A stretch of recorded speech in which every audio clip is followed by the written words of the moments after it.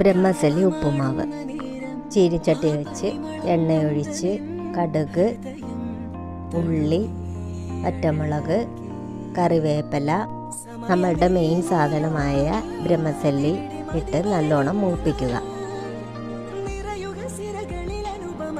അതിനുശേഷം വെള്ളത്തിൽ ഉപ്പ് നീരൊഴിച്ച് ഒന്ന് തളിച്ചു കൊടുക്കുക. ചെറുതായിട്ട് അടച്ചു വെച്ച്